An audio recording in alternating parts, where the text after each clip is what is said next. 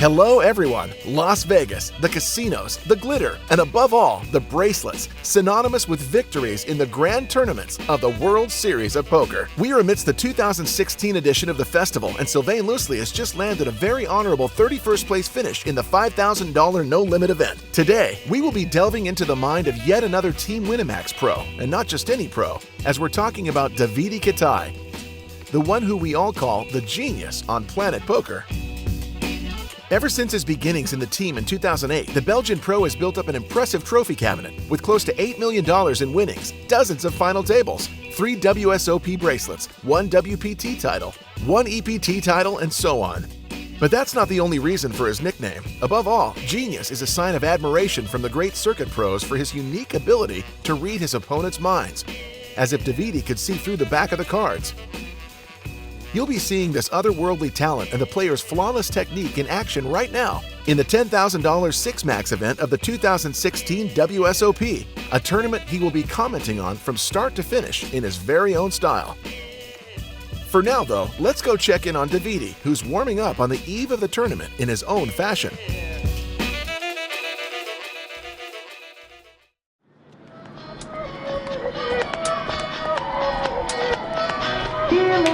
Je suis arrivé à Las Vegas il y a 5 jours, donc c'est la première fois que j'arrive aussi tard. Je suis assez en forme et très motivé à jouer des tournois en Six Max. Il y a Michel qui m'apprend un peu à jouer au golf, c'est vraiment pas mon fort, c'est vraiment une discipline où je suis pas bon. Et voilà, je profite un peu de ma chérie, c'est la première fois qu'elle vient à Vegas. Et c'est un peu mon porte-bonheur, donc je compte beaucoup sur elle pour faire des bons résultats. Ça fait du bien la veille des tournois, de changer les idées, d'être loin des casinos, de se retrouver entre amis, à faire autre chose. Il y a également mon teammate Florian Descamps et un ami belge qui est un peu là par hasard. Même si le golf c'est pas mon truc, j'ai vraiment passé un très bon moment.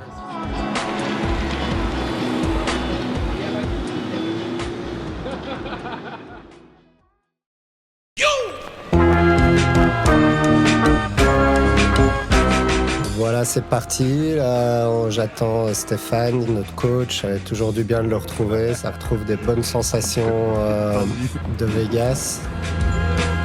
Hello Steph. Ça fait 48 heures là où je suis suivi par des caméras là. Ouais, c'est du non-stop. Caro va croire que je suis célèbre comme DiCaprio. Là, ils me suivent pour Dans la tête d'un pro, mais avant ça, pendant 2 jours, on m'a suivi pour un reportage poker qui va passer sur RMC Découverte. Ici, Gilbert Diaz en compagnie de Sylvain Loosely. Sylvain qui a perfait dans son event Dans la tête d'un pro juste avant, qui était chip leader après le day 1, mais qui n'a pas vraiment perfait malheureusement pour lui. T'as pas gagné le 5K?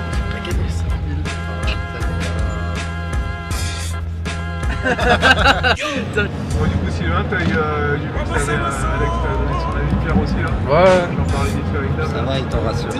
Pour rassurer sur mon col, tu vois. Après, il y a d'autres éléments. T'es quand même pas sûr, t'es rassuré ou t'es quand même... Si, non, je pense que la décision est... Dans l'absolu, c'est sûr que la décision est bonne. Après, c'est plus par rapport au fait que le mec, il shove, il met son tapis en jeu à ce moment-là. C'est un joueur de tournoi, c'est pas comme si c'était du 4 game, comme game, tout ça, donc je réfléchis pas. Ouais, non, mais sinon, ça va. Ça fait du bien de retrouver le Rio. Il fait toujours aussi chaud. En même temps, je suis très chaud d'action. L'event va être magnifique. Indica Six Max, c'est vraiment un de mes events préférés. Il y a de l'action. J'ai l'avantage d'être plus frais par rapport aux autres, du fait que je suis arrivé plus tard. Franchir les marches, j'espère pouvoir les franchir pendant 3 jours. C'est une bonne sensation. Je vais lead-reg ce tournoi. Je vais arriver aux alentours du niveau 3, donc c'est pas encore trop tard.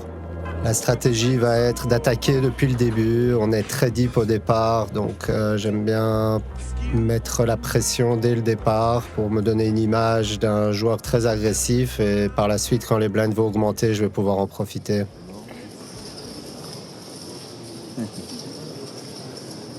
Table 1C5, you're going to be all the way in the corner, right by the bar. Là, il faut prier pour avoir une belle table, c'est très important à ce niveau-là. Ma table a l'air pas mal du tout.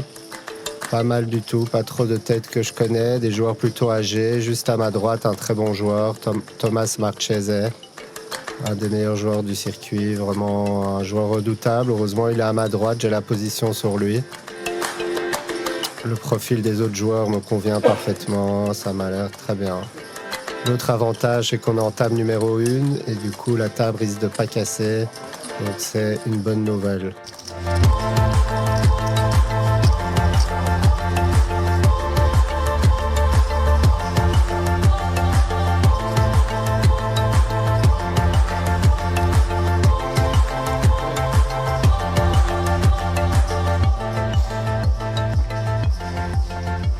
Ce joueur qui relance au hijack, avec cette profondeur, je vais défendre vraiment beaucoup. Si j'ai roi 9, c'est une main correcte. Je joue face à un joueur que j'ai peu d'informations là-dessus, mais j'ai comme information que je ne le connais pas et qu'il est plutôt âgé. Il s'est bête assez cher, 1500, donc c'est presque le pot. J'ai une backdoor flush et une backdoor straight, donc c'est la main parfaite pour être l'agresseur, donc je vais direct check raise ce flop. 48. Et voilà, il passe, tant mieux, mais il y avait beaucoup de cartes où j'aurais pu 2 barrels. Donc voilà, direct rentrer dans le bain, me mettre à l'aise en faisant un play agressif, c'est bon pour la suite.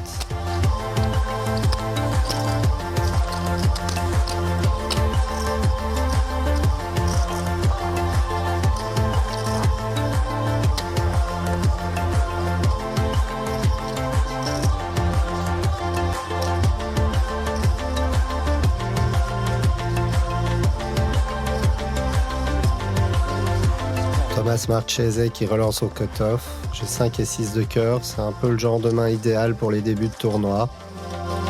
C'est une main qui fait perdre des petits coups, qui peut rapporter des gros coups lorsqu'on touche. Donc je vais payer en position tranquillement.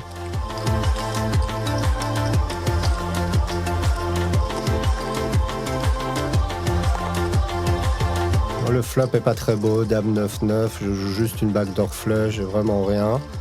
Tous les 2 premiers joueurs check, donc je vais en profiter pour miser. Peut-être qu'ils sont en train de vouloir simplement abandonner le coup, donc je vais tenter une petite mise simplement pour voler le coup directement. S'ils ont rien, ils vont passer. Un joueur en big blind fold.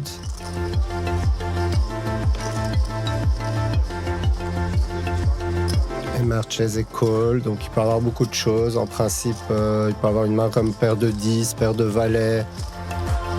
Il peut même avoir une dame parfois.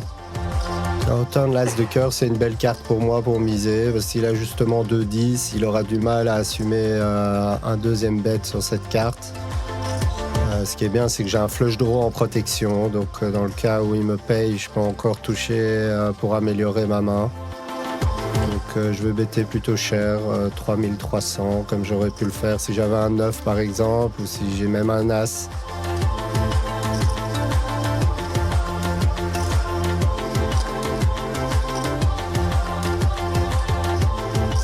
On voit qu'il hésite. Il est évident que s'il paye, je vais pas mettre le 3e barrel. Parce que souvent, s'il paye maintenant, c'est qu'il a une main quand même assez forte. Et donc, il risque de payer à la river aussi. Donc, tout simplement, s'il paye et que je trouve pas ma flush, je vais simplement abandonner.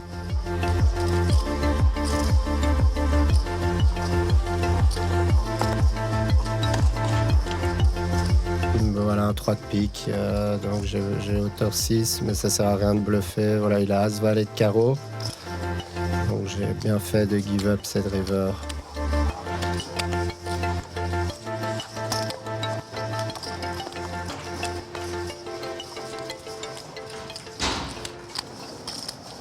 Voilà, on passe au niveau 4, les blinds deviennent 200-400.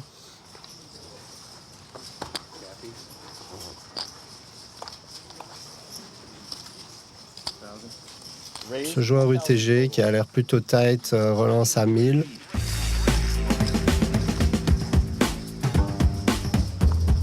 payé par UTG1. Moi, je suis au bouton. Je vais payer beaucoup de mains au bouton. J'ai envie de jouer en position face à ces joueurs. As-2, c'est pas une main magnifique, mais j'ai 1000 à rajouter. Je peux gagner des gros coups. Donc, je vais payer tranquillement. On va jouer un pot familial. J'ai une main un peu dominée, mais j'ai confiance en moi de jouer les mains en position.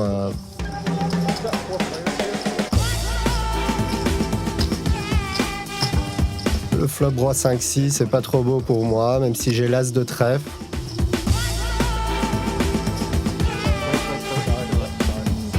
J'hésite à miser, parce que je peux préparer un bluff comme ça. Si un trèfle vient au turn, je peux continuer à miser, mais je veux pas miser parce que je me dis qu'il y en a bien un sur les 4 autres joueurs qui a touché quelque chose sur ce flop.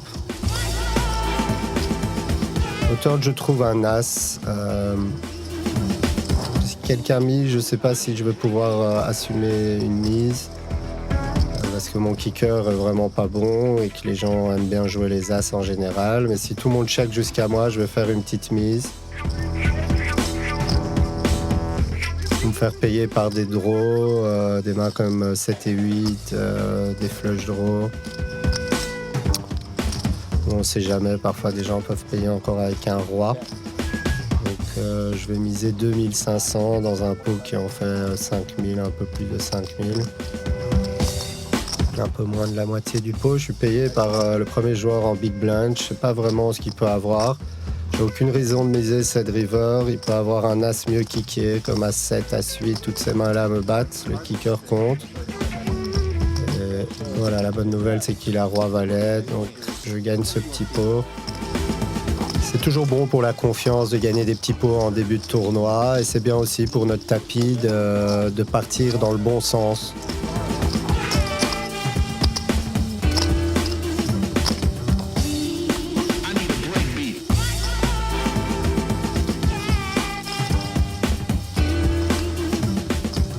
Même joueur qui relance au hijack. Il m'a l'air assez loose. Encore une fois en big blind, je veux défendre beaucoup de mains. J'ai envie de jouer un maximum de coups contre lui. Ici j'ai As-3 offsuit. Donc je vais défendre.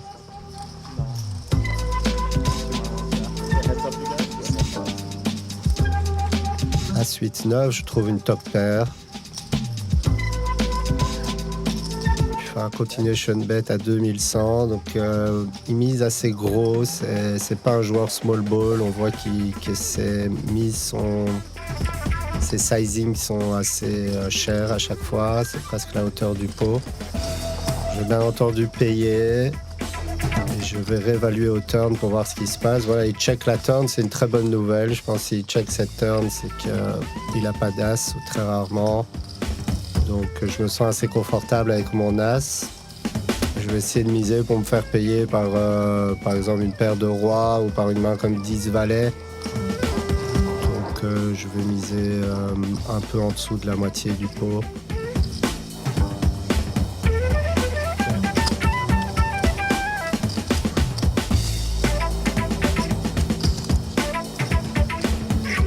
Presque toujours la meilleure main. Parfois, il peut avoir une main comme 2-10 ou valet-dame, mais c'est vraiment rare. Malheureusement, il passe. C'est un joueur assez loose et il mise assez cher à chaque fois. Donc, c'est vraiment à tenir en compte pour la suite de la partie.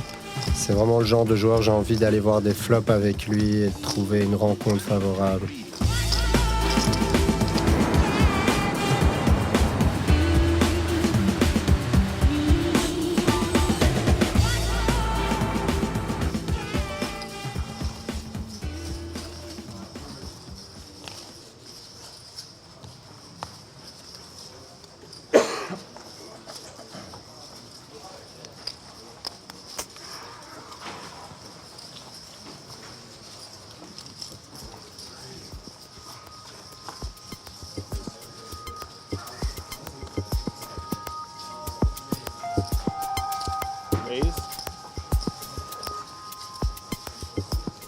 Alors ce joueur asiatique qui relance UTG, mais il n'a pas joué beaucoup de mains depuis le début. J'ai roi dame de pique, c'est une très belle main, j'ai pas trop de raison de le 3-bet. J'ai envie de faire payer les joueurs plus faibles derrière moi. C'est une main qui se défend très bien post-flop.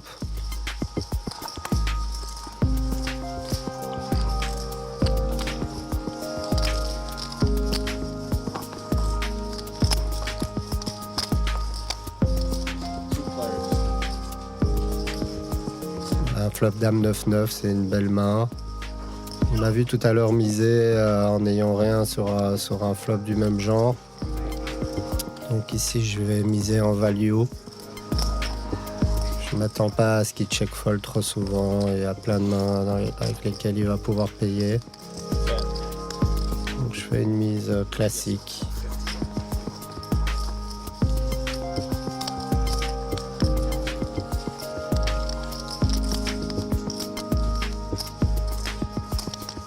Il paye, c'est parfait. Et au turn vient le valet de cœur, qui n'est pas la plus belle carte. On voit qu'il hésite à miser et qu'il check. Je vois plutôt ça comme une faiblesse.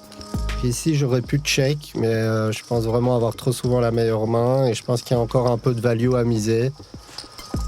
Son semblant de mise me laisse croire qu'il n'a pas envie que je mise. Et du coup, il a quelque chose, un petit quelque chose qu'il a... Donc, je vais miser, il faut prendre de la value directement. Donc, je vais miser un peu moins de 3000.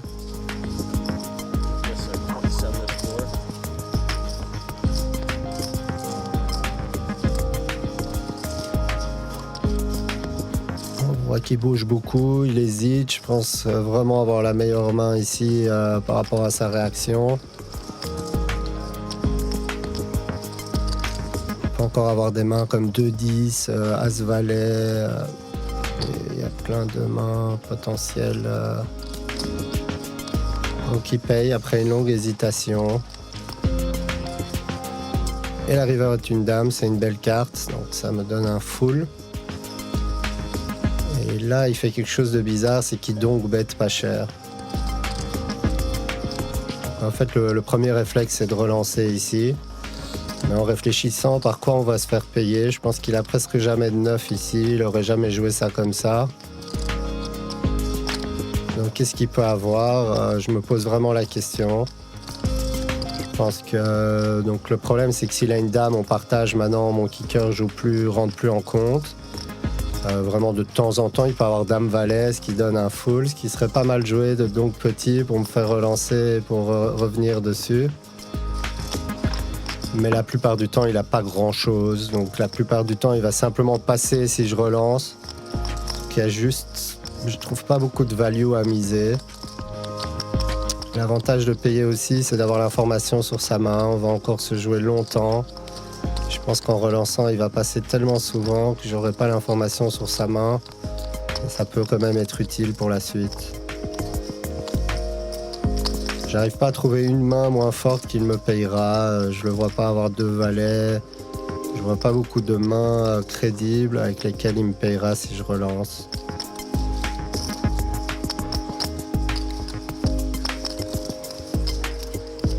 Je vais simplement payer.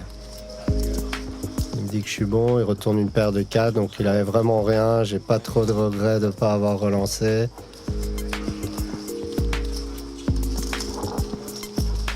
Thinking to raise, obviously.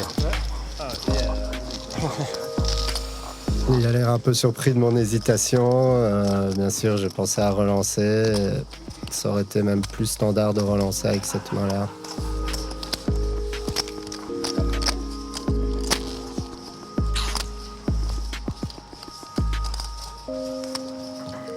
J'ai gagné plein de petits pots et la table me plaît vraiment beaucoup, donc je prends confiance. C'est bon signe. En plus, le joueur dangereux à ma droite, Thomas Marchese, a été changé de table. Roi 10 de trèfle au hijack, c'est une très belle main. On va bien entendu relancer. Je suis payé par le bouton.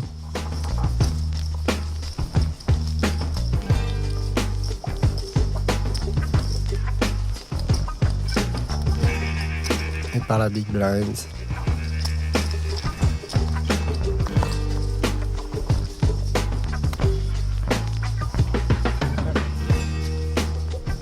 le flop 9-8-5 avec un trèfle, c'est pas le meilleur flop, mais j'ai pas mal de backdoor. Je joue une backdoor flush, backdoor straight, souvent le roi ou le 10 vont être bons. Donc je vais faire un continuation bet standard, je vais bien entendu passer si on me relance.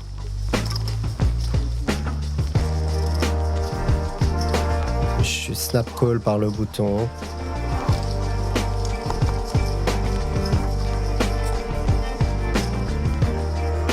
Turn l'as de trèfle, c'est une belle carte, ça va me faire entrer un flush draw. Le snap call au flop de ce joueur, ça peut me faire penser à un draw de sa part. Donc j'ai parfois la meilleure main, j'ai pas envie de miser, de me faire relancer. Donc je vais plutôt check call, je vais garder le pot petit. J'ai parfois la meilleure main et si je touche un trèfle, je peux gagner un gros pot aussi.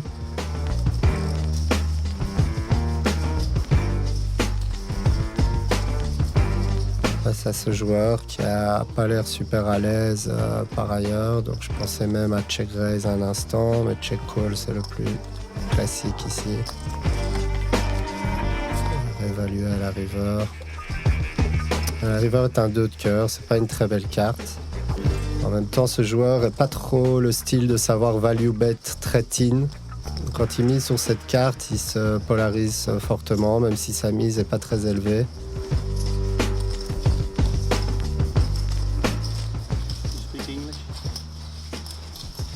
Yeah. Why? Go away.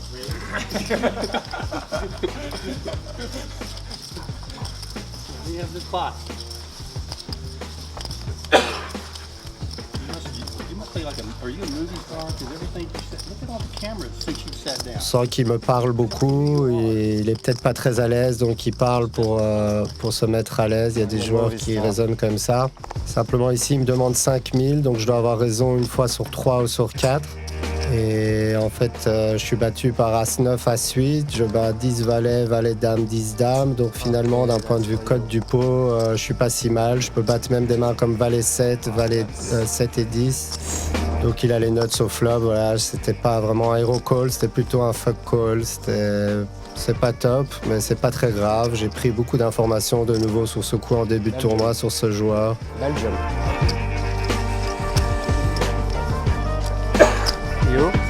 Il faut admettre qu'il a bien joué cette main. J'aurais pensé qu'il serait plutôt du genre à relancer dès le flop avec ce genre de main.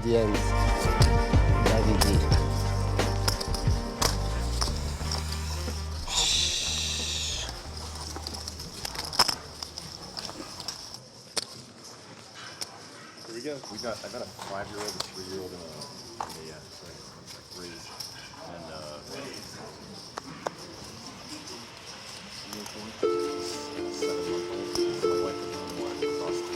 Ce même joueur relance UTG comme au tour d'avant. Cette fois, j'ai As-Dame de cœur, donc une très forte main.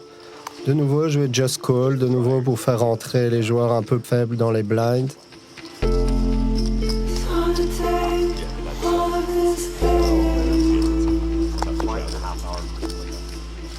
Voilà un excellent flop, donc j'ai top pair avec un bon kicker et flush draw, donc c'est vraiment un excellent flop.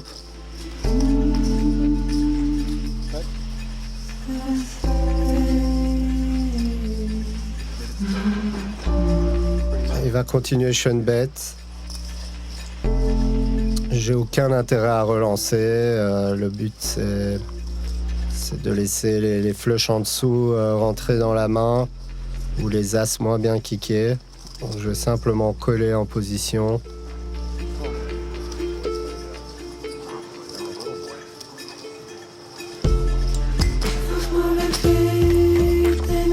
La turn est une dame, très belle carte de nouveau, au cas où il avait As-Roi. Je suis mieux que lui maintenant. Donc il check, je vais bien entendu miser. Je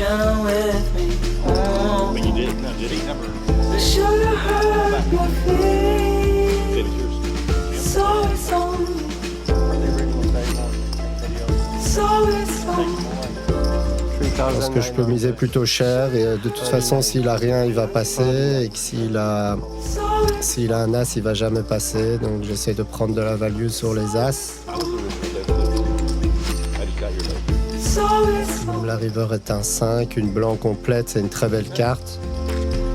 Donc maintenant il lui reste un peu moins d'un pot size bet. J'ai l'impression que si je bluffe, je ferais tapis, alors que si j'étais en value, je ferais moins cher. Je pense que si je fais quelque chose comme 10 000 maintenant, ça représente trop de force. Alors que tapis, ça peut représenter un bluff ici, par exemple un flush draw manqué comme 10 valets de cœur ou 4 et 5 de cœur, ce genre de main.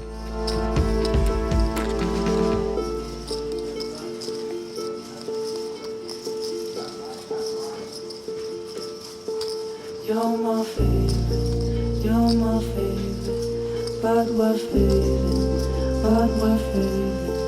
You're my favorite, you're my favorite, but we're fading. Voilà, je fais tapis en espérant qu'il va me call. You're my favorite, but we're fading, but we're fading.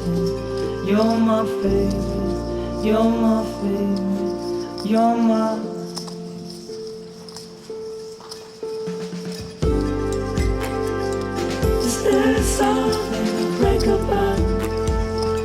On voit qu'il hésite, qu'il est plutôt rassurant, c'est qu'il a, j'ai l'impression qu'il a quand même une main, il doit avoir une main comme As-Valet. J'ai vraiment très envie qu'il me colle.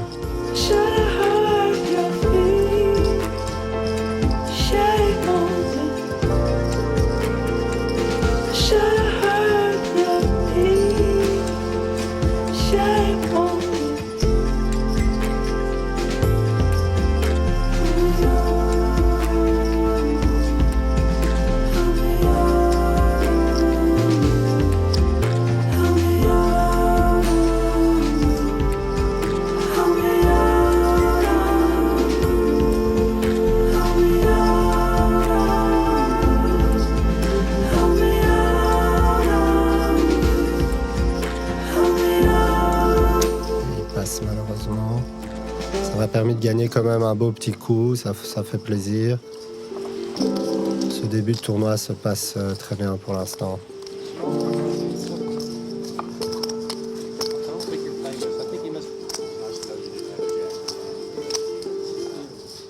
Marchese qui a été remplacé par un joueur old school de nouveau, habillé tout en jaune. Ça a l'air d'un profil intéressant. If I take every break and then bang my chips, yeah, that's my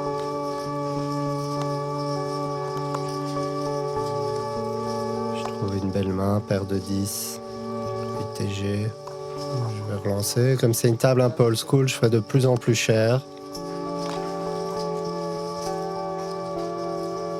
Je suis payé par UTG1 qui n'a pas joué beaucoup de mains. Il doit avoir une belle main quand même pour payer ici.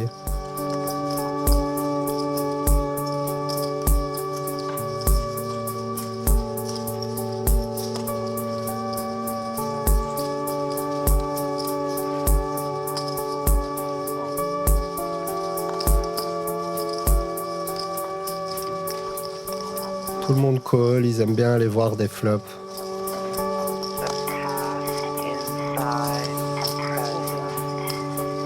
Je suis hors position avec une belle main, mais c'est une main dangereuse parce qu'on va souvent voir au moins une overcard et ça va être dur à jouer.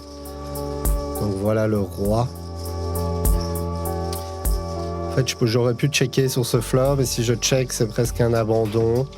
Alors qu'il n'y a pas automatiquement un roi dans les trois mains derrière moi. Donc je vais miser tout petit pour vraiment faire passer les mains qui n'ont pas trop d'importance. Je call par UTG1. Ce joueur qui fait une petite relance à 2300. Je vois vraiment pas ce qu'il peut représenter. Il n'y a pas vraiment de roi 4, roi 2 dans sa range. Je pense qu'ici il a brelan, il aurait été assez malin pour just call. Ou de toute façon c'est très dur d'avoir brelan. Donc je vais coller ici, je sais, c'était un peu l'erreur qu'il pouvait faire, c'est de relancer ici, parce que je suis assez maintenant confiant sur ma main. Et le joueur derrière moi, même s'il a un roi comme roi valet, roi dame, ça va être dur à payer, vu que moi je colle avant lui. Il aura du mal à suivre. Moi je peux tout à fait avoir as-roi dans ma range, alors que les autres n'ont pas trop d'as-roi dans leur range. Il mise de nouveau la turn, il fait des sizing pas très chers. Ça peut ressembler à des mains comme 5 et 6, As 5, ou voilà, ou des mains du genre. Donc je me vois pas passer ici, je vais devoir encore coller. La cote est vraiment intéressante. Quelque chose me fait dire qu'il n'a pas de roi ici. Il n'y a pas beaucoup de rois qui étaient censés relancer dès le flop.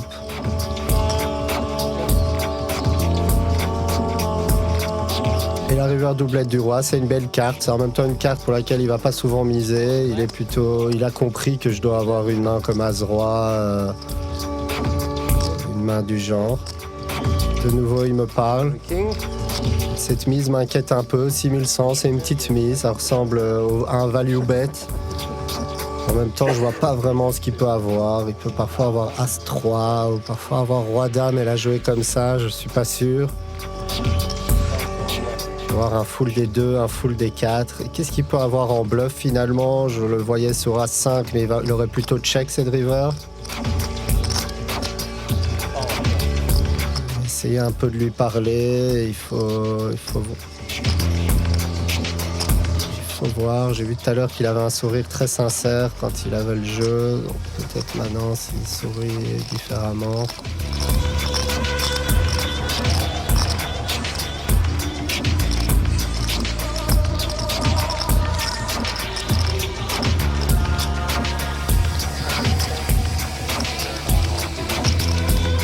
C'est un bluffable ce spot, il sait que je suis censé coller tout le temps, donc il sait que je dois avoir une main.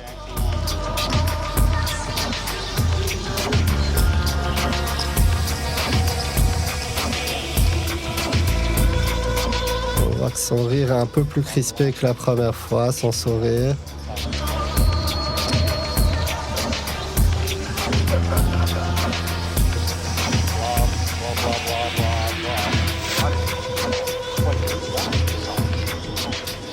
C'est vrai qu'il a l'air très à l'aise à part ça.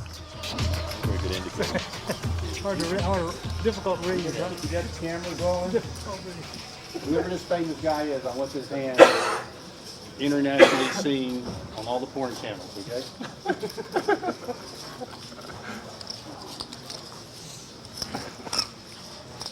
Come on. Come on. You know you got me. You got King 5. You're just making me sit this thing out a long time. You look like a movie star. I You are? I am Brad Pitt. Ah Did ouais? you not see that?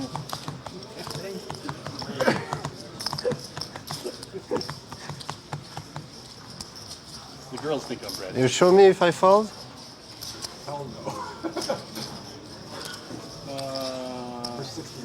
If you can call what chip I have in my, if you can call the hand that has a chip in it, I will show. Otherwise, I won't.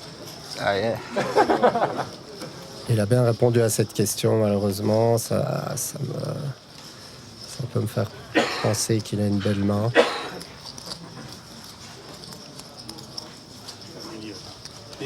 En même temps, c'est difficile face à un joueur comme ça de faire des gros folds. On ne sait pas comment il pense. C'est très dur de rentrer dans sa tête et de savoir son niveau de réflexion.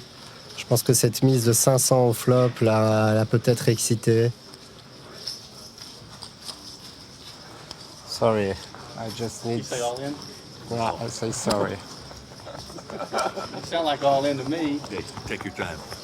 It's the You gonna break. take us all the way to break?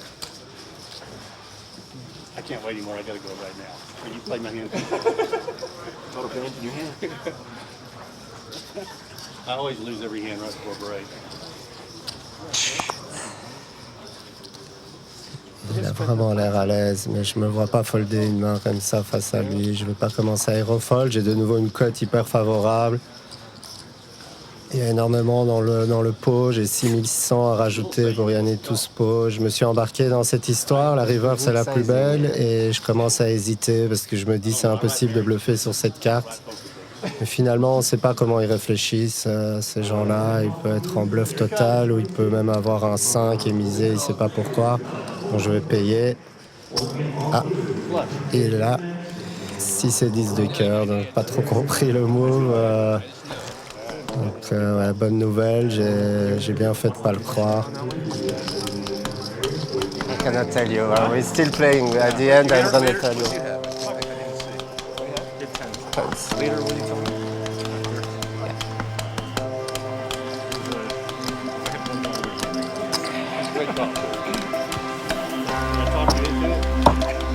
Actually, the opposite. You looked really. It was good there. Yeah. Played with you enough now that I know that you didn't have it. I got it. I said before you tripped over, you call.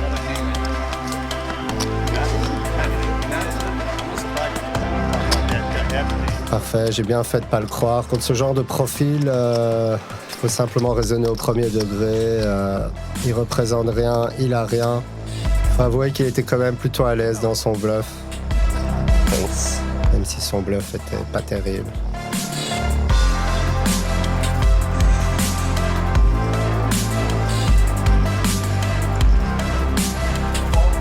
Premier break, je vais retrouver les autres. Tu l'as posté, ça va? J'ai pas vu ça. Petite discussion stratégique avec Gaël. Cut-off, le tour 3 bêtes, 4 bêtes. Je cherche un petit peu plus cher à la main. Mettre 8500, juste un peu en dessous de 3800. Ah, attends. Ah, je croyais qu'il disait 3K, ok. Ah, c'est bizarre. C'est toujours un avantage d'être plusieurs pour réanalyser les mains au break.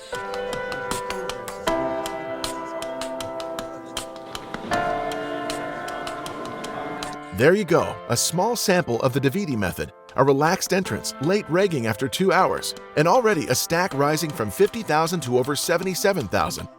We didn't expect any less from you, Davidi, and we can't wait to see you again after the break in the next episode of Inside the Mind of a Pro. See you soon.